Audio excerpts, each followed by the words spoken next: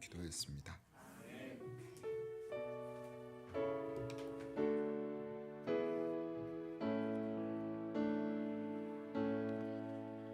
네, 하나님 말씀 증거하도록 하겠습니다. 아가서 1장 15절부터 2장 2절까지의 말씀입니다. 아가서 1장 15절부터 2장 2절까지의 말씀, 저 여러분이 한 절씩 교독하고 마지막 절은 합독하도록 하겠습니다. 아가서 1장 15절부터 2장 2절까지의 말씀입니다. 교독합니다. 내 사랑아, 너는 어여쁘고 어여쁘다. 내 눈이 비둘기 같구나. 나의 사랑하는 자야, 너는 어여쁘고 화창하다. 우리의 침상은 푸르고 우리 집은 백향모 들보 잣나무 석가래로구나. 나는 사론의 골짜기에 백합화로다. 합독합니다. 여자들 중에 내 사랑은 가시나무 가운데 백합화 같도다. 아멘. 네, 우리 주변에 있는 분들에게 이렇게 인사하도록 하겠습니다. 당신과 있으니 사랑이 나옵니다. 네, 진짜 그러네요. 네, 저는 승원이 볼 때마다 기분이 좋아요. 네. 온라인 성도가 우리 오프라인 성도가 되었습니다. 하나의 은혜 가운데 계속 예배가 함께 있는 우리 교회가 되기를 간절히 소망합니다. 네, 우리 3부 예배 때는요, 우리 아가서 계속 공부하고 있습니다. 이 아가서는 시가서 중에 한 권인데 쉬르 하슈림이라는 단어로 노래 중에 노래라고 하는 그 제목을 가지고 있는 책입니다. 가장 아름다운 노래예요. 가장 아름다운 노래고, 이 저자는 솔로몬입니다. 그리고 이 솔로몬과 술람미 여인이 주고받는 노래 형태로 되어 있습니다. 그래서 이게 술람미의 대사가 있고 솔로몬의 대사가 있고 둘이 합창하는 대사가 있고 또 주변에 있는 코러스까지도 함께하는 대사들이 있습니다. 근데 이게 구분하는 게 좀 어려운 게 뭐냐면, 히브리어는 남성, 여성, 중성 명사가 주어가 되면 동사 변화를 해요. 그러니까 예를 들면 이런 거예요. 네. 제가 되게 행복해요. 아빠라는 나서 들을 때 엄청 행복합니다. 네. 동사가 변화하는데 어떤 식이냐면 이런 겁니다. 그러니까 예를 들면 여러분 이해하시기 쉬우라고 제가 말씀드린 거예요. 우리는 남자든 여자든 말하다라는 동사를 쓰잖아요. 말을 하면 남자가 말하고 여자가 말한다, 이렇게 말하다라는 동사에도 주어가 생략이 되면 우리 누가 말하는지 잘 몰라요. 근데 예를 들면 이런 겁니다. 히브리어는 남자가 말할 때는 짓거린다라고 동사를 쓰는 거예요. 그러니까 짓거린다라고 하면 무조건 앞에 주어는 남자인 거예요.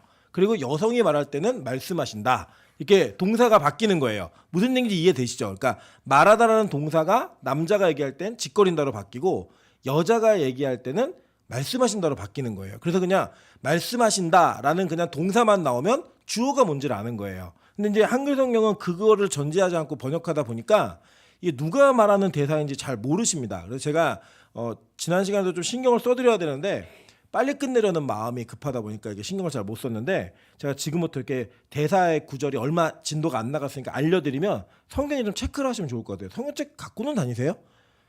네, 어디 있는지 모르시죠, 잘. 네.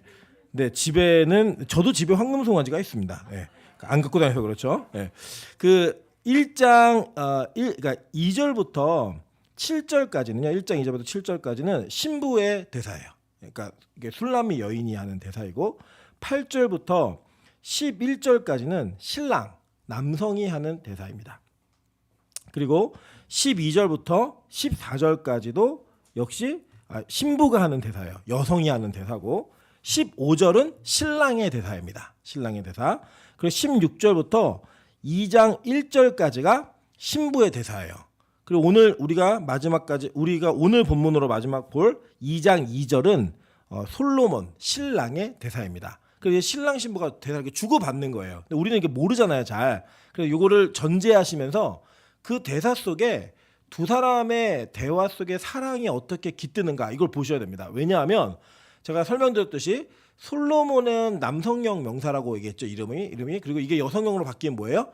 술람미예요. 그래서 이 솔로몬과 술람미라고 하는 그 이름의 그 남성 여성의 변화만으로 우리는 그 이름이 하나라는 걸 알게 되죠. 그죠? 그것처럼 우리가 예수 그리스도와 함께 연합함으로 말미암아 우리가 하나가 되어지는데, 그 하나 되면 어떻게 완성이 되어지냐면, 주님이 다시 오시는 재림 때, 우리 계시록 다 배우셨죠? 주님이 다시 오시는 그 재림 때 우리에게 예수 그리스도께서 새 이름을 주시고, 그 새 이름으로 말미암아 우리가 연합되어진 이름이 되어서 성도라는 이름을 가지고 하나님 앞에 서게 됩니다. 그 새 이름의 신랑과 신부의 연합함이 우리 교회와 그리스도의 연합함과 그러니까 동일한 평행선을 가지고 대치가 되는 그런 모습으로 이루어져서 그리스도인 교회, 그리스도는 예수 그리스도를 상징하는 것은 남자 신랑으로서 등장을 하고 교회인 신부는 여성으로서 등장을 해서 그 대화가 오고 가는 속에서 그 영적 비밀이 담겨져 있는 겁니다. 그래서 이거를 이 그리스도와 교회하고 하는 기독 중심적인 예수 그리스도 중심의 해석을 되지 않으면 그냥 남녀간에 쓴 연애 편지예요. 연애를 주고받으면 노래를 주고받는 겁니다. 내가 노래 한 절 부르면 네가 한 절 부르고 우리 여기 있잖아요. 우리나라에도 전통적으로 남자와 여자가 주고받는 사랑의 노래가 있어요. 영감 왜 불러 뒷뜰에 뛰어놀던 병아리 한 쌍을 보았어요. 서로 주고받는 대화잖아요. 할머니하고 할아버지하고. 그래서 똑같이 주고받는 대화예요. 이게 전체가. 그런 차원에서 우리 지난번에 14절을 좀 보다가 못 봤어요. 시간이 너무 급해가지고 못 봤는데 14절부터 좀 보도록 할게요. 나의 사랑하는 자는 내게 엔게디 포도원의 고베라송이로구나 이렇게 얘기를 해요. 우리 제가 사진 자료 드린 것 중에 그 흑백 사진 꽃 한번 띄워주시겠어요? 네, 이게 고벨화입니다.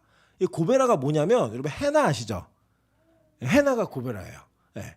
이 헤나가 천연 염색하는 거잖아요. 헤나 여러분 헤나라는 상표를 이렇게 염색도 하시고 뭐 하시는 게 그 뭐라 그러죠? 그거를 자연 염색이라 그러죠. 화학 연료가 아닌 염료가 아닌. 그래서 이 고베라가 전통적으로 이 이스라엘에서는 염색을 하는 데 쓰였던 꽃입니다. 근데 이 꽃이 좀 특이해요. 이 꽃 하나에서 3가지 색상을 만들 수가 있었어요.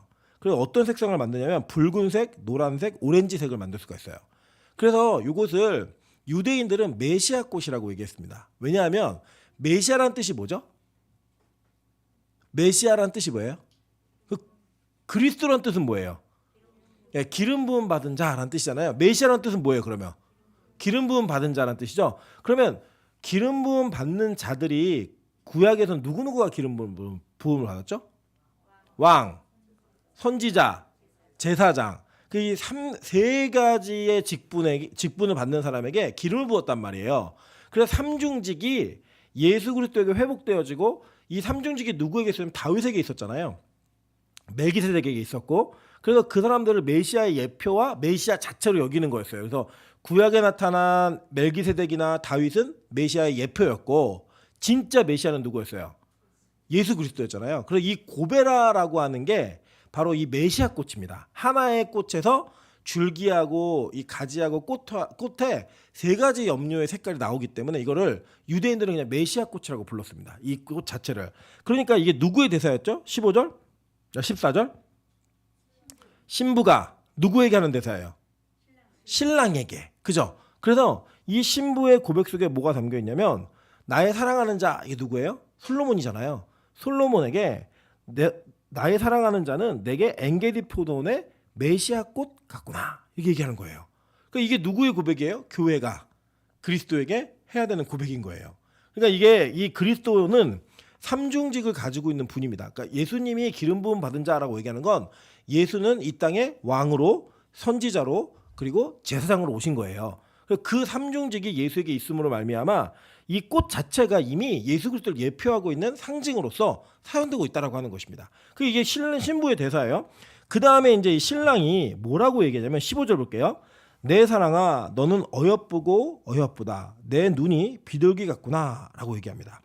이 유대인들의 고대 사회에서는 눈을 가지고 그 사람의 미를 이야기를 했어요. 그래서 여러분 잘 보시면 레아하고 라헬 아시죠? 예, 레아하고 라헬이 있는데 레아가 알력이 부족하다라는 표현을 했어요. 그죠? 사실은 못생겼다고는 얘기는 안 했거든요. 알력이 부족하다라고 얘기했는데 사람들은 다 못생겼다라고 얘기를 해요. 왜 그럴까요? 이제 이런 거예요. 우리가 예를 들어 알력이 부족한 사람은 뭘 보려 그러면 어떻게 해야 됐어요? 눈을. 이게 찡그리죠. 그러면 찡그려 보세요. 찡그린 얼굴이 예쁜 사람도 물론 있겠지만 그건 평소가 진짜 못생긴 거죠. 네. 오죽하면 찡그리는 게 더 예쁘겠어요. 그러니까 이게 찡그리는 거, 시력이 약하면 뭔가를 보는데 찡그리잖아요. 그래서 이 눈이 맑다, 눈이 빼어나다 이런 표현은 뭐냐면 외모가 준수하다라는 표현인 거예요. 우리 뭐 그놈 코가 참 잘생겼네 이렇게 얘기하면 남자들에게는 그게 되게 큰 그 장점이 되죠. 얼굴에 외모에 있어서. 특히 여성분들도 여자는 눈만 이쁘면 돼요. 요새 그 마기꾼들이 많았죠. 마스크로 이렇게 사기를 쳐가지고 딱 가리고 있는 순간 너무 예쁜데 눈이 너무 예뻐갖고 벗으면 깜짝 놀라는 이런 일이 있어서 아직도 쓰고 계신 분들은 자신이 없는 분들이 이렇게 쓰고 있는 것 같아요. 어쨌든 간에 이렇게 눈이 예쁘다라고 하는 그 표현은 그 사람들이 가지고 있는 눈 자체를 얘기하는 것은 그 사람이 갖고 있는 미를 얘기하는 거예요. 그러니까 지금 뭐라고 했냐면 너 되게 어여쁘다. 그 네 눈이 비둘기 같아 이렇게 얘기하는 거예요. 근데 이 비둘기는 이스라엘의 평화의 상징입니다. 비둘기어를 히브리어로 뭐라는 줄 아세요? 피존? 히브리어로? 빨래앤 피존 아니야? 빨래앤 피존이고 히브리어로 여러분이 너무 잘 아는 이름이 단어예요. 사람의 이름입니다. 요나 그죠? 요나가 비둘기란 뜻이에요. 네, 요나란 이름이. 요나라는 이름이 비둘기란 뜻인데 이 비둘기는 유대인들의 전통 속에 어떻게 인식이 되냐면 그러니까 약간 유대인들이 가지고 있는 동물에 대한 이미지와 우리가 가지고 있는 이미지가 좀 달라요. 예를 들면 우리 다른 나라는 좀 다른 게 그 일본은 까마귀가 길조예요. 네, 까치가 오히려 흉조로 생각을 합니다. 근데 우리는 어떻게 하죠? 까치가 막 울면은 되게 길조라고 여기고 까마귀가 울면요 재수없다 누가 죽나 보다 막 이런 얘기 많이 하잖아요. 근데 까마귀가 되게 머리가 좋아가지고 낯선 사람이 오면은 그렇게 한다고 하더라고요. 그래서 까마귀를 공격을 하면 반드시 보복당합니다. 까마귀에게 기억을 한대요. 그래서 이제 그런 내용들이 있는데 이제 이 내용은 지금 비둘기라고 하는 거는 어디에 제일 처음 나오냐면 어디냐면 노아의 방주에서 제일 처음 나오죠. 까마귀는 안 돌아와요. 사실은 성경에는 까마귀가 안 돌아온 것은 시체를 파먹었다 이런 얘기는 없는데 유대인들 전생에 그런 이야기가 있어요. 그래서 그냥 그건 성경에는 없는 이야기예요. 근데 비둘기는 갔다가 돌아오죠. 그 전속으로서 역할을 합니다. 그래서 비둘기는 어떤 느낌이냐면 우리식으로 얘기하면 나만 바라보는 사람. 네. 그러니까 이렇게 경주마라 그러죠. 이렇게 경주마 이게 뭐 안대 같은 거 씌우잖아요. 그거 왜 씌우냐면 앞만 보고 달리라고. 그래서 좌우를 보지 않고 앞만 보고 달리는 경주마처럼 이 비둘기는 목표한 곳만 왔다 갔다 하는 거예요. 그래서 전서구의 역할을 했던 그 비둘기가 어떤 이미지냐면 충성됨, 신실함, 순결함, 헌신, 평화 이런 상징이에요. 다. 그래서 이 복음을 외치는 요나에게도 평화라고 하는 그 상징이 붙여졌고 요나가 사실은 이름이 좀 이렇게 이름하고 안 맞는 삶을 살았죠. 너 니네로 가 그랬더니 눈을 얼로 돌려요. 다시스로 돌렸다가 잡혀가지고 물고기 뱃속에 갔다 이게 나오는 아이러니아 이름에 그 반전이 있는 내용이 있잖아요. 그런 의미 또 누가 있냐면 야곱의 삼촌이던 라반 있잖아요. 라반의 이름의 뜻이 하얗다 이런 뜻이에요. 순결한 이런 뜻인데 원래는 뭐예요? 사기꾼 중에 사기꾼. 사기꾼을 등쳐먹는 사기꾼이었어요. 네, 그런 이름의 반전처럼 요나가 사실은 평화를 전하며 순결해야 되는 사람인데 그걸 신실하게 충성하지 못하고 딴 데 갔다가 돌아오지만 그가 전한 메시지로 인해서 니느웨가 평화를 얻게 되죠. 그죠? 그런 이미지가 거기 담겨져 있는 거예요. 비둘기란 이미지에. 그래서 이 솔로몬은 자기가 사랑하는 술람미에게 뭐라고 표현했냐면 너 너무 예쁜데 네 눈이 진짜 예뻐. 그럼 정말 예쁘다는 거예요. 그러니까 원래 이 여자는 어떤 여자예요? 계달의 장막같이 그죠? 굉장히 거칠고 그다음에 자기 포도원을 지키지 못해서 까만 거무스름한 이런 여자였단 말이에요. 그럼에도 불구하고 이 솔로몬의 눈에는 너무 예뻐서 두 번이나 얘기하는 거예요. 어여쁘고 어여쁘다. 그리고 특별히 이렇게 얘기하는 거예요. 제가 이제 팁을 알려드리면 우리 남녀간에 이렇게 같이 살다 보면 제가 볼 때 뇌구조가 달라요. 남자하고 여자하고. 그래서 여자들이 무언가 질문을 할 때에는 그 질문을 문자 그대로 이해하면 큰 낭패를 봅니다. 그 문자 속에는 깊은 의미가 담겨져 있어요. 예를 들면 이런 거예요. 여자가 남편의 남자친구에게 나 파란색 옷이 이뻐, 빨간색 옷이 이뻐 이렇게 얘기하면 보통 남자들은 둘 다 이뻐, 그죠? 아무거나 다 괜찮은데 이렇게 얘기를 해요. 그리고 그 뭐냐 무관심하다는 얘기예요. 여자가 받아들이기에는 어떻게 얘기되면 빨간 옷은 날씬해 보이고 파란 옷은 귀여워 보여 이렇게 얘기해야 돼요. 별거 아니에요. 근데 별거 아닌데 여자들에게 관심을 주고 있다라고 하는 건 뭐냐면 작은 변화가 그 여자에게 어떤 효력이 있는지를 얘기해 줘야 되는 거예요. 이거 삐나면 어때? 그러면 예뻐 이렇게 얘기하면 안 되고 되게 어려 보이는데 내지는 너 그거 되게 밝아 보여, 얼굴 더 하얘 보여, 뭐 이런 식의 어떤 구체적인 이 지적질과 함께 뭔가를 표현해줘야지만 여자는 아, 이 남자가 나한테 관심이 있구나 이렇게 느껴요. 남자는 대부분 별로 관심이 없거든요. 그런데 그러니까 다 예뻐 그냥 너는 뭐래도 예뻐 이렇게 얘기한단 말이에요. 그게 아니라 뭔가를 정확하게 표현해줘야 되는 거예요. 그래서 솔로몬이 뭘 표현하냐면 술람미 여인이 사실 외모에 자신감이 없는 여자예요. 여자는 자기가 굉장히 이렇게 이 당시에 여자들에게 요구되어지는 미의 기준에서는 한참 먼 여자란 말이에요. 근데 이 여자를 사랑한다라는 고백과 함께 뭘 얘기했냐면 너 정말 예쁘고 예쁜데 눈이 비둘기 같아. 이렇게 얘기해 주는 거예요. 여러분 장점이 그죠. 우리 그게 승권사님이 굉장히 감동하시는데 표현할 때 그런 거. 승권사님 오늘 입은 치마는요 20대가 입어도 이건 손색이 없는 패션입니다. 이렇게 얘기를 해야지. 권님 너무 예쁘세요. 이렇게 얘기한 건 관심 없는 거예요. 벌써 듣기만 해도 좋아하시잖아요. 그냥 이게 바로 논리다니요. 제가 이거 속상합니다. 진심을 담아서 얘기 드리는데 이게 뭐냐면 우리가 하나님과 우리 사이에 하나님이 우리에게 사랑을 고백하시는 방법이에요. 우리는 우리 자신이 대부분 열등감이 있습니다. 어떤 열등감이 있냐면 우리 인간은 눈이 약해가지고 우리가 바라보는 것을 통해 항상 비교하고 그 비교 속에 자기 자신에 대한 열등감을 갖는 것이 우리의 모습이에요.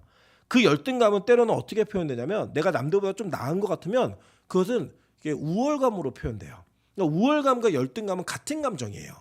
그 같은 감정이 때로는 나보다 더 예쁜 여자를 만나면 열등감이 되는 거고 나보다 못생긴 여자를 만나면 그게 우월감이 되는 거예요. 나보다 훨씬 능력 있는 남자를 만나면 열등감이 되는 거고 나보다 능력 없는 남자를 만나면 그게 우월감이 되는 거예요. 그리고 동일한 감정입니다. 그 동일한 감정 속에서 우리 인간은 자기 자신을 상대적으로 비교해서 내가 누구보다 괜찮은지를 항상 찾아요. 그래서 우리 보통 부부싸움을 하다가 절대 하지 않아야 될 게 뭐냐면 옆집 아저씨하고 비교하는 거. 옆집 아줌마하고 비교하는 거. 옆집 아저씨는 얼마나 음식물 쓰레기 잘 갖다 버리는지 이런 얘기를 막 하고 막 얘기하는 거예요. 그러면 얘기하면은 남편이 속이 상할까 안 상할까요? 상하죠. 마찬가지예요. 옆집 여자는 집에 있을 때도 그렇게 잘 꾸미고 여자처럼 다니다. 너는 이게 뭐니? 식모도 아니고 이렇게 얘기하면 열받아요, 안 받아요? 화가 나죠. 근데 그래 비교하는 의식이 우리 안에 있다라는 거예요. 여러분 제가 잠깐 어떤 예를 말씀드렸지만 우리 인간은 평생 그러고 삽니다. 학생 때는 나보다 공부 잘하는 애, 남자애들은 나보다 싸움 잘하는 애. 그러면 좀 크고 나면 연봉을 얼마 받느냐, 무슨 차를 타느냐, 무슨 집에 사느냐 이런 것들로 우리 자신을 비교하고 하나의 열등감을 느낀다는 거예요. 그런데요, 하나님은요 우리의 가장 좋은 장점과 가장 칭찬할 만한 장점을 꼭 집어가지고 너 이것 때문에 사랑받을 만한 사람이야. 물론 이 솔로몬은 이 여자의 눈이 예뻐서 사랑한 게 아니에요. 솔로몬이 이 술람미 여인을 사랑한 것은 그 여자 자체를 사랑한 거예요. 그런데 그 여자를 사랑한다는 마음의 표현을 그 사람이 가지고 있는 특징적인 장점을 푹 집어갖고 얘기해 준 거예요. 그 하나님 그런 분이라는 거예요. 하나님이 우리 모두에게요 다 부족하지만 장점은 주셨어요. 어떤 거 한 가지는 분명히 주셨어요. 누군가에게 사랑받고 존중받을 만한 자기 자신이 가지고 있는 장점들이 있어요. 그거를 서로 발견해 주는 게 하나님 은혜 가운데 성도에 관한 교제인 거예요. 누구는 정말로 깔끔해. 이것도 장점이 될 수 있잖아요. 저희 아내가 저를 제일 답답해하고 속상해하는 것 중에 하나가 게으른 거예요. 그러니까 뭘 이렇게 잘 안 움직이고 늦고 막 이래요. 근데 저희 아내가 그 게으름을 항상 게으르다고 평가하다가 요새 평가를 바꿨어요. 뭐냐면 제가 게으르다 보니까 저는 항상 어떻게 하면 일을 효율적으로 할까를 머릿속으로 항상 연구를 해요. 한 번 움직이면서 두세 가지 일을 할 수 있는 걸 만드는 거예요. 그러니까 저희 아내는 부지런하다 보니까 머리 생각보다 몸이 먼저 움직여요. 그러니까 항상 제가 몸고생을 해요.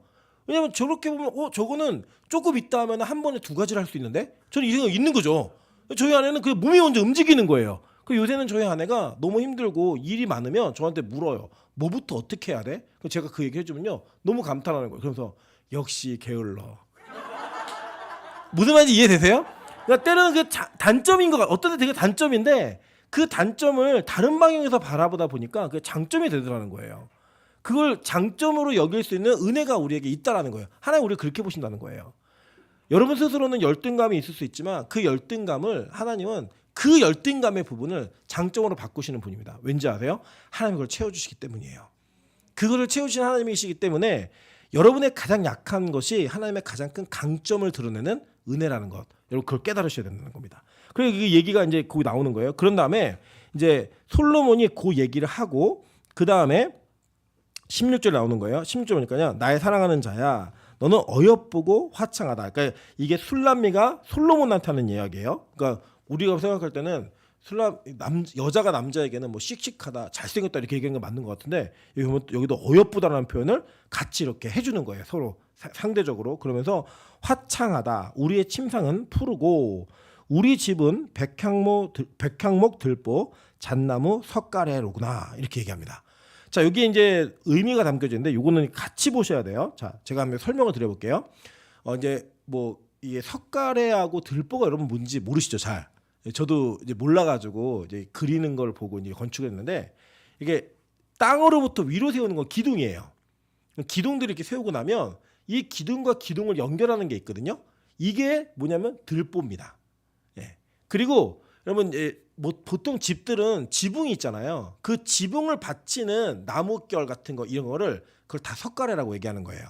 자, 이해되셨죠? 그래서 이 백향목 들보는 어디에 쓰였냐면 성경을 보면 이거는 성전을 건축하는 데 쓰여요.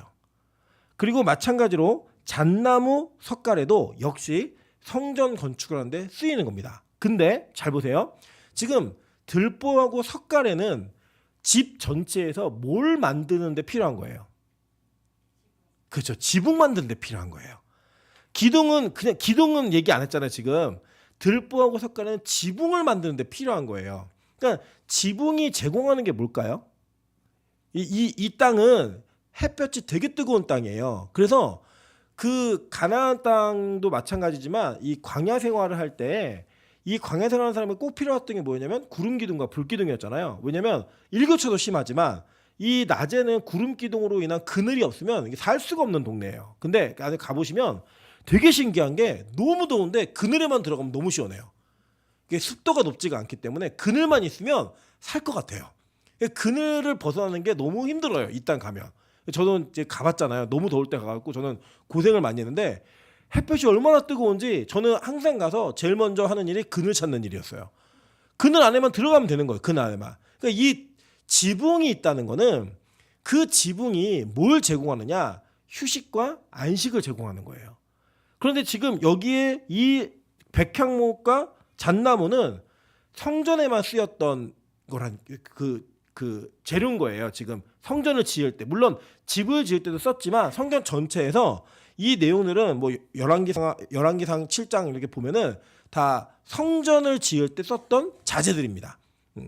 그래서 이제 이 내용들을 인하여서 지붕을 만드는데 지붕을 통해서 얻는 거 뭐냐? 그늘이에요. 그 그늘은 이스라엘 백성들에게 안식을 제공했던 것처럼 이 그늘 자체가 교회와 그리스도에게 안식을 제공하는데 그게 뭐냐면 교회라는 하나의 공동체성을 얘기하는 거예요. 그리고 이 안에 침상이 있죠. 침상은 뭐 할까요? 침대 위에서 남자하고 여자하고 하는 일이 뭐냐면 하나됨이에요. 성적인 연합을 통해서 하나가 되는데 이 하나가 되는 것이 성전이라고 하는 그늘 아래에 있어야 된다는 거예요. 그 그늘 아래에서 이 성적인 연합이 이루어지는 것을 지금 술람미와 솔로몬이 서로 얘기하는 거예요. 우리 집이 바로 이렇게 지붕이야. 그리고 너와 나가 이 그 침상에서 푸르는 침상에서 연합을 했으면 좋겠어. 이 얘기를 지금 노래로 주고받는 거예요. 그러니까 이게 사실은 그냥 실제적으로 행동으로 얘기하면 되게 야한데한 거예요. 이게. 그런데 이거를 되게 이렇게 완곡하게 표현하는 거죠. 뭐 예를 들어서 마찬가지예요. 우리가 부부 사이에도 어떤 부부 관계가 맺어질 때 매너 없는 사람들이 있거든요. 네. 오늘 밤 대기하고 있어. 뭐 이게 뭐 군대도 아니고 준비 끝. 뭐 달려 시작. 막 이렇게 하면은 이게 돼야 안 돼요. 네. 안 되잖아요. 뭔가 완곡하게 손등을 스친다든지 뭐 불을 뭐 어떤 색깔의 불을 켜놓으면 뭐 그래 무드 있고 낭만 있는 이런 것들이 좀 필요한데 지금 술람미하고 솔로몬이 이걸 주고받으면서 이런 표현들을 쭉 하는 거예요. 근데 여기 보면 어떤 의미들이 있는지 조금 살펴보면 이런 겁니다. 먼저 제가 그 성경 구절을 하나 좀 보도록 할게요. 에스겔 17장 22절 찾을 수 있을까요? 에스겔 17장 22절. 저희 3부 때는 간지를 안 만들던 전통이 있어가지고 안 만들고 있습니다. 근데 제가 조만간 만들 것 같아요. 제가 답답해가지고. 네. 자, 에스겔 17장 22절 다 같이 있습니다. 시작. 주 여호와께서 이같이 말씀하시되 내가 백향목 꼭대기에서 높은 가지를 꺾어다가 심으리라. 내가 그 높은 새 가지 끝에서 꺾어 놓고 우뚝 솟은 산을 심되. 자, 요것만 보면 잘 모르실 거예요. 근데 이사야 11장 1절이죠. 같이 한번 읽도록 할게요. 이사야 11장 1절이죠. 이사야 11장 1절이죠. 이사야 11장 1절 2절. 네, 읽습니다. 시작. 이새의 줄기에서 한 싹이 나며 그 뿌리에서 한 가지가 나서 결실할 것이요 그의 위에 여호와의 영 곧 지혜와 총명의 영이요 모략과 재능의 영이요 지식과 여호와를 경외하는 영이 강림하시리니. 자, 이 두 구절이 뭔가 연결되는 것처럼 느껴지는 거 못 느끼시겠어요? 그러니까 아까 보면 백향목 나무가 있는데 거기 가지를 꺾어서 새 가지를 심었는데 그게 가지를 이게 깃들게 하는 나무로 자라는 내용을 얘기하는 거잖아요. 그것과 이 두 번째 이사야 11장에서는 뭐죠? 지금 이사야 11장 1절 이새의 줄기에서 한 싹이 나서 뿌리에서 한 가지가 나갖고 결실하겠다 이 얘기죠. 이게 누굴 예언하는 거예요? 예수님을 예언하는 거잖아요. 그 예수님을 예언하는 것으로 이게 이루어져 있는데 이 백향목은 성전을 건축하는 재료였고 이 잣나무는요 건축물에도 쓰이게 했지만 어디에 쓰이냐면요 관을 만드는 데 쓰였어요. 네.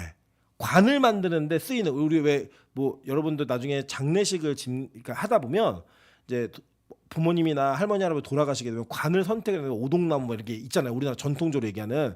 근데 이 그 잣나무는 기본적으로 애굽에서도 이 잣나무로 미라를 다 관리했고요.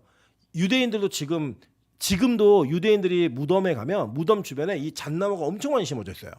예. 이 잣나무는 여러분이 생각하시는 잣나무랑 좀 달라요. 우리나라의 잣나무가 아니고 이거를 이제 이 성경에 쓰여 있는 잣나무를 원어로는 고페르 나무라고 해요. 혹시 뭔지 기억나세요? 고페르 나무. 예? 그 잣나무로 번역이 되어 있는데 이 고페르 나무라고 성경에 쓰여 있는 내용이 있어요. 5, 4, 노아 방주를 만드는 나무였잖아요. 예. 고페르 나무로 너는 방주를 만들어라. 그 옛날엔 그게 잣나무로 지어라 이렇게 얘기했어요. 한글 개역 성경에는. 근데 개정 개역에는 고페르 나무라고 그냥 원어 그대로 갖다가 넣었어요. 왜냐하면 그 잣나무가 아니기 때문에. 그래서 이게 잘 보세요. 방주로도 쓰였고 무덤에 들어가는 관으로도 쓰였어요. 이 나무가. 그러면 이거는 뭘 상징할까요? 방주가 상징했던 게 뭐였죠? 예수 그리스도였잖아요. 구원. 예수 그리스도를 통한 구원. 죽음으로 인해 사는 물속에 들어가지 않는 저주에 들어가지 않는. 그래서 신약에 넘어오면 요한복음에서 예수님 무리를 걸으시잖아요. 그래서 그 방주됨 그걸 얘기하는 내용이 거기 있었고 그리고 또 이 예수 그리스도의 죽으심과 부활하심을 이야기하는 그 요셉이 입관을 할 때 관에 들어가는데 요셉의 관을 히브리어로 아론이라고 얘기해요. 근데 아론이 뭐냐면 법궤란 뜻이에요. 네, 법궤란 뜻이어서 이 관에 들어간 요셉이 나중에 요셉을 앞세우고 가나안 땅에 들어가게 되잖아요. 들어갈 때 그 해골을 가지고 들어갑니다. 그 해골이 바로 골고다란 뜻이에요. 헬라어로. 그 골고다의 관 뭐예요? 예수 그리스도의 십자가와 죽으심 그리고 그 부활을 상징하는 모든 내용이 다 이 단어 속에 들어가 있는 거예요. 너무 신기하지 않습니까? 그러니까 예수님이 모든 성경이 나를 가르쳐 얘기하고 있다라고 하신 말씀이 과장이 아니에요. 그냥 자연스럽게 그 당시의 문화 속에서는 제자들이 보면 이거는 예수님을 상징하는 내용일 수밖에 없어라고 확신할 만한 여러 가지 단서들이 막 제공이 되는 거예요. 근데 우리는 이걸 왜 모르냐면 문화가 달라서 그래요. 문화가. 그러니까 우리는 뭐 고페르 나무가 뭔지 모르잖아요. 백향목이 우리는 뭔지 모른단 말이에요. 그러니까 우리한테 좋은 나무는 뭐예요? 편백나무 이런 거 맨날 찜질만 다니고 막 이러니까 그렇게 얘기했으면 우리가 더 쉽게 이해했을 텐데 이건 유대 문화 속에서 이해할 수밖에 없는 내용입니다. 그래서 이 내용은 예수 그리스도의 탄생과 함께 예수 그리스도의 죽으심을 같이 상징하면서 그것으로 인해 뭐가 만들어지는 거예요? 우리의 안식인 지붕이 만들어지는 거예요. 그리고 그 지붕이 만들어진 그 속에서 우리의 뭐가 이루어지는 거예요? 연합이 이루어지는데 잘 생각해보세요. 좀 이상해요. 일반적으로는 집을 짓고 침실을 놓지 침실을 놓고 집을 짓진 않아요. 그죠? 그렇잖아요. 침실을 놓고 집을 지으면 뭐 그 엉망이잖아요, 순서가. 근데 이 성경을 보니까 지금 술람 여인하고 솔로몬 여인이 주고받는 사랑의 대화 속에는 침실이 먼저예요. 그리고 지붕이 나중이라고요. 왜 그럴까요? 그만큼 급하고 애틋하게 하나님 우리를 사랑하시는 거예요. 그 연합함. 여러분 아시죠? 유대인들의 결혼 문화. 정혼한 상태에서 뭘 마련하러 가죠? 집을, 거처를 마련하러 간단 말이에요. 그러니까 지금 예수님이 이 땅에 오셔가지고 우리하고 뭐 했어요? 입 맞추셨잖아요. 그리고 사랑하는 걸 확인을 했어요. 근데 신랑이 없어졌어요.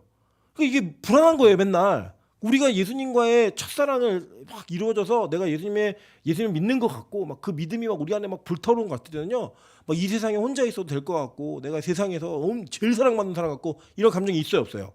있는데 그게 항상 그래요? 아니잖아요. 언제는 듣다 보면 내가 버림받은 사람 같고 나는 하나님 버렸나, 나에게 너는 응답하지 않나, 막 이런 외로움도 있고 막 그래요. 그러니까 막 신랑 찾아다니는 거예요. 찾아다니는 건데 내용을 보고 나면 뭐냐면 그분은 이미 우리와 혼인하기로 작정하셨고 그 혼인은 진행 중이에요.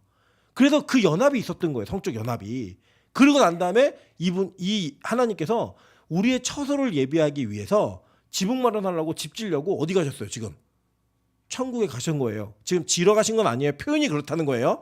그래서 그곳에 가신 그분이 다시 오시면서 우리가 정식 신부가 되는 거예요. 정혼과 이 혼인의 차이는 아시죠?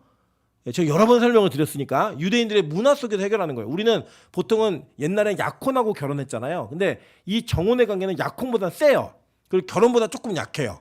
이런 개념으로 신랑과 신부가 결혼을 약정하는 거고 그 약정은 반드시 이루어져서 요 시기에는 신부가 신랑을 기다리고 있는 거예요. 그냥 그 신랑은 약 1년 정도의 시간이 지나면 신부를 데리러 와요. 그래서 그때 신랑이 올 때 기름등불 준비하고 있으라. 이게 이제 그 결혼 문화 속에서 얘기하고 있는 거고, 예수님의 최후의 만찬도 마지막 포도주 잔을 주시면서 내가 처소를 예비하러 가노니, 이게 바로 정혼한 상태를 얘기하는 거예요. 그 내용들이 이제 이 본문 안에서 다 이루어지는 거예요. 이해되시죠? 자, 그 다음에 이제 뭐 얘기하는 게 뭐냐면 2장 1절이에요.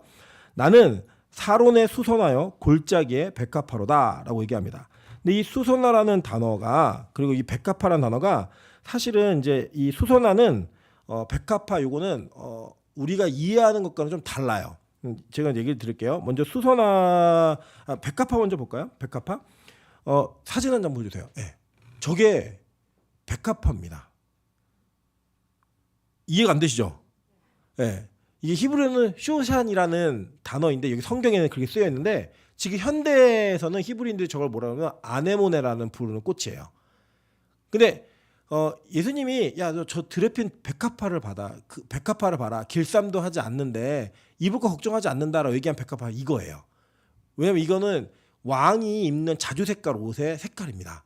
그래서 이게 뭐냐면 예수님이 들판에서 골짜기에서 보았던 백합화를 얘기한 이거예요. 우리는 백합 그러면 릴리 그러면 이거를 그 하얀 색깔 꽃으로 이해하시는데 이게 성경에 나와 있는 백합화는 저 꽃을 얘기해요. 아네모네라는 꽃입니다. 그 이게 뭐를 상징하는 거냐면 여러분 혹시 그 계시록 배울 때 기억나세요? 흰옷 입은 백성들이 나오는데 그 흰옷 입은 사람들은 뭐에다가 그 옷을 빤 자들이에요? 그래서 이게 어린 양의 피에다가 옷을 빤 사람들이에요. 그러니까 옷을 빤 사람들이 그 빤 옷이 흰 옷이라는 단어는 색깔로 흰 게 아니라 거룩하고 깨끗하다는 표현이에요. 그러니까 지금 저 백합화의 꽃, 지금 그 아네모네라는 꽃 있잖아요. 쇼샨이라는 단어의 꽃은 저렇게 생긴 꽃인데 저 꽃은 마치 무슨 색깔 같아요? 피 묻은 색깔 같죠. 그죠? 그리고 그 뒤에 보시면 오늘도 시간이 많이 가갖고 제가 다음에 좀 추가적인 거 더 할게요. 2장 2절 보세요. 여자들 중에 내 사랑은 가시나무 가운데 백합화 같도다라고 얘기해요. 그죠? 가시나무는 뭐냐? 고통과 고난의 상징이에요. 여러분 이제 예수님이 십자가에 달리실 때 무슨 관을 쓰셨죠? 가시관을 쓰셨죠. 그죠? 그리고 그 가시관 때문에 흘린 피가 누구를 깨끗하게 한 거예요? 저와 여러분이 신부를 깨끗하게 한 거예요. 그러니까 지금 요 내용이 그대로 담겨져 있는 거예요. 그 예수의 고난을 우리가 같이 받는 자들이죠. 예수의 고난을 따라 사는 자들이잖아요. 그러니까 이 예수님께서 십자가를 지시면서 보이신 그 보혈의 흘리신 보혈의 능력을 힘입은 자들은 예수의 길을 따라 고난의 길을 가는데 그 고난의 길을 가는 자들은 어린 양의 피에 내 옷을 빤 자들인 거예요. 그리고 그 백합화가 무슨 색깔이에요? 빨간색인 거예요. 그래서 이것이 성도들의 삶, 예수와 연합되어진 성도들의 삶을 그대로 얘기해주고 있는 교회의 모습인 겁니다. 그러니까 이게 진짜 남자 여자와의 대화하고 연애 편지였는데 이 안에 이 땅에 오시는 예수가 어떻게 우리에게 역할을 하고 그 역할이 우리에게 어떻게 유효한가를 성경은 너무나 디테일하고 자세하게 설명하고 있는 거예요. 그리고 여러분 우리 이거를 영어 성경 어떻게 번역했냐면 로즈라고 번역을 했어요. 예. 그래서 우리 오늘 찬양해 보시면 우리 찬양할 건데 모든 능력과 모든 권세라는 찬양이 있거든요. 거기에 보면 이제 뭐라고 찬양의 후반부에 구절이 있냐면 십자가 고통당하사 버림받고 외면당하셨네 짓밟힌 장미꽃처럼 나를 위해 죽으셨네 나의 주. 얘기할 때 영어 성경이 영어 가사이기 때문에 로즈라고 했지만 사실 이게 지금 우리가 보고 있는 쇼샨이에요. 예. 이게 바로 성경이 말하는 예수 그리스도의 사랑이라는 겁니다. 그러니까 이게 사랑이라는 관계 속에 이루어진 거예요. 그리고 우리 십자가를요 자꾸 어떤 고난과 고통의 상징으로 이해하시고 그것 자체를 멀리 있는 거리 개념으로 이해하시면 사실 안 돼요. 이번 주도 이제 고난 주간이 사순절이 시작됐죠. 그래서 많은 교회들이 뭐 사순절 금식이다 막 합니다. 그 하는 게 다 잘못된 건 아니에요. 다 잘못된 건 아니고 교육적인 차원에서 그럴 수 있는데 우리 교회가 사순절을 안 지키는 이유는 말씀을 드릴게요. 사순절은 예수의 고난에 동참하자라는 게 기본 모토예요. 그런데 원래 예수님께서 십자가 달리시는 이유와 목적이 뭐였냐면 우리가 당해야 되는 고난과 고통을 우리 해방시키시기 위해서 예수님이 십자가를 지신 거예요. 맞죠? 그래서 사실은 우리가 그 십자가를 지신 예수 그리스도의 은혜로 말미암아 더 이상은 그 고난과 고통 속에 있으면 돼야 안 돼요? 안 되는 거예요. 그래서 사실은 엄밀히 말하면 예수의 고난에 동참한다는 내용은 전혀 잘못된 내용이에요. 예수의 고난에 동참하는 게 어디 있어요? 우리는 그럴 인간들이 아니에요. 우리는 예수의 고난 받으심으로 말미암아 거룩함과 정결함을 얻은 자들이지 우리가 예수의 고난에 동참하는 자들은 아니에요. 사실은 예수님께서 우리 보고 그 고난 받지 말라고 예수님 그 일을 하신 거예요. 그리고 여러분이 무언가 그 예수 그리스도의 의미를 조금 내가 묵상하고 경건하게 하기 위해서 그 사순절이라고 하는 기간 동안에 예수님을 깊이 묵상하는 묵상의 시도는 충분히 가능하지만 그것을 마치 예수의 십자가의 고난에 동참한다라는 개념으로 하시면 전혀 잘못된 신학적 입장으로 동참하시는 겁니다. 이거 하지 말라고 하신 거예요. 그래서 그 종교개혁자들은 이 사순절을 지키는 걸 반대했어요. 왜냐 이게 천주교의 유산이에요. 천주교 카톨릭이 그 가지고 있었던 유산 가운데 하나가 뭐냐면 그들은 설교를 못 듣게 설교를 했어요. 라틴어로 설교를 했기 때문에 일반 평신도들은 알아들을 수가 없어요. 그래서 성찬이라든지 하는 행위를 통하여서 그 예배를 드렸다라고 하는 이 마음 가운데 위안을 받았어요. 그래서 그 사순절이 더 거룩하게 지켜진 거예요. 그들에게는. 우리 교회는 저는 분명히 말씀드립니다. 빛가소금 교회는 365일 예수 그리스도의 십자가와 그 고난과 부활하심과 기쁨을 맛보고 그것을 통하여서 영적인 자유함과 죄의 문제를 해결하는 교회입니다. 그리고 저희에게는 특별히 사순절이 필요하지 않아요. 우리는 계속 사순절이고 계속 부활절이에요.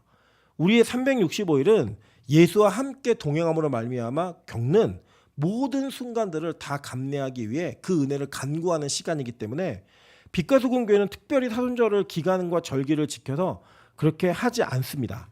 우리 교회 아시지만 예수에 대한 설교를 매주 하고 있고요. 그 고난과 십자가와 보혈의 능력을 매주 노래하고 찬양하고 또 설교하는 교회입니다. 그리고 우리 교회가 특별히 저는 사순절을 지켜야 된다고 생각하지 않습니다. 그래서 안 하는 거예요. 제가 모르고 게을러서 안 하는 게 아닙니다. 그래서 여러분 그 입장을 전제하지만 이 사순절 기간 동안에 우리가 잊지 말아야 될 것이 무엇이냐면 그 모든 것들을 예수 그리스도는 사랑하는 마음으로 하셨다는 거예요. 그래서 이 솔로몬과 술람미의 사랑 속에 이 가시나무 아래에서 있는 백합화, 그것을 우리에게 이야기해주고 있다는 겁니다. 여러분 이 전제가 너무나 중요한 건 뭐냐면 이 기간이 여러분이 고난과 고통으로 막 금식하고 안 먹고 이렇게 해야 되는 기간이 아니라 예수 그리스도의 사랑을 가장 깊이 느껴야 되는 기간인 겁니다. 여러분 그런 거 경험해 보신 적 있어요? 엘리베이터에 갇히거나 이렇게 어려운 일을 당할 때 내가 사랑하는 사람하고 있으면 그게 무서울까 안 무서울까요? 그래도 무서워요? 더 무서울까요? 제가 기억나는 게 언제냐면 저희 아내하고 저하고 둘이 있는데 지진이 나가지고 이 지진 때문에 저희 집에 있는 전조등이 살짝 흔들렸어요. 이렇게 등이 살짝 흔들렸을 때 저는 사실 무섭진 않았는데 저희 아내가 그 지진에 난 그걸 굉장히 공포스러워하면서 제품에 꼭 안기더라고요. 무섭다고. 근데 같이 있어도 다행이라고. 죽어도 같이 죽으니까. 그러니까 어려운 상황 속에서의 있는 사랑하는 사람과의 동행은 우리가 어려움을 뛰어넘을 수 있게 만드는 힘이 있어요. 그래서 여러분의 가시나무와 같은 고통이 있다 할지라도 예수 그리스도가 흘리신 그 보혈의 능력이 진정한 사랑이라는 걸 알면 그 사랑 속에서 여러분이 그 고난을 이겨낼 수 있는 힘이 생깁니다. 그래서 그리스도인은 이 세상의 고난에 좌절하지 않는 거예요. 그래서 그리스도인은 그 사랑으로 인해 이 세상 속에서의 어려움 속에 굴복하지 않는 겁니다. 저는 우리 빛과 소금 교회가 그 사랑을 느끼는 사순절이 되었으면 좋겠습니다. 절기를 지키는 교회는 아니지만 이 사순절의 기간이 여러분에게 꼭 의미가 있어야 된다고 한다면 고난과 고통의 의미가 아니에요. 뭘 안 보고 뭐 미디어 금식 이런 게 아니라 그 사랑이 가장 절실하게 느껴져야만 합니다. 그 누군가 같이 있을 때 누리는 그 기쁨, 그게 예수 그리스도여서 이 세상에서 가장 행복한 신부가 그리고 가시 나무 밑에서 백합화를 꽃 피우는 그 사랑의 은혜가 있는 한 주간 되시기를 주님의 이름으로 축원합니다. 같이 우리 찬양하면서 주님 앞에